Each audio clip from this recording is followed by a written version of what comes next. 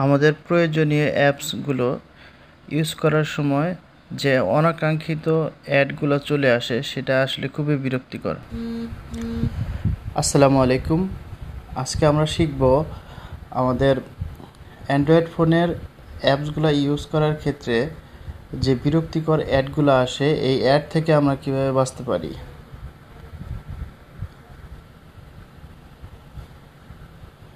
চলুন আমরা শিখে নিই কীভাবে আমরা এই বিরক্তিকর অ্যাড থেকে আমরা বাঁচতে পারি। অ্যাড থেকে বাঁচতে হলে আপনাকে প্রাইভেট ডিএনএসটা পরিবর্তন করতে হবে। চলুন আমরা এবার শিখে নিই। প্রথমে আমরা সেটিংসে যাব, গিয়ে আমরা নেটওয়ার্ক অ্যান্ড ইন্টারনেট এখানে গিয়ে আমরা পাবো প্রাইভেট ডিএনএস। এখানে আমরা দেখতে পারবো যে এখানে অটোমেটিক সেভ করা থাকবে। এইখানে আপনাকে করে দিতে হবে হচ্ছে private DNS provider host name. এখানে পূর্বে থেকেই আমি লেখা ছিল আমার হাই KAHFGUARD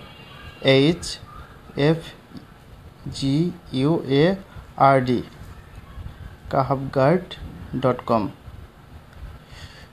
private DNS provider host name হাই kahabgard.com সেভ করে চলে আসব এবং আমাদের নেটটা আবার কানেক্ট হয়ে যাবে।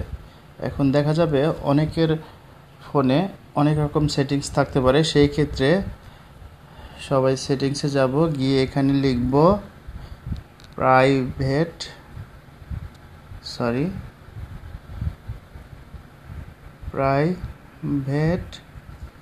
ডিএনএস গেলে আমরা আমাদের অপশনটা দেখতে পাবো। এইখানে গিয়ে প্রাইভেট ডিএনএস যে অপশনটা থাকবে এখানে টাচ করার পর আমরা প্রাইভেট ডিএনএস প্রোভাইডারের হোস্ট নেমটা লিখে সেভ করে দিব। আমি আপনাদের সুবিধার জন্য ডিএনএস হোস্ট নেমটা ডেসক্রিপশন বক্সে দিয়ে দিচ্ছি এবং এইভাবে আপনি আপনার প্রয়োজনীয় অ্যাপসগুলা ইউজ করার ক্ষেত্রে যে বিরক্তিকর অ্যাডটা আসে সেই অ্যাড থেকে মুক্ত পেতে পারেন। আসসালামু আলাইকুম। আশা করি সবার কাজে আসবে।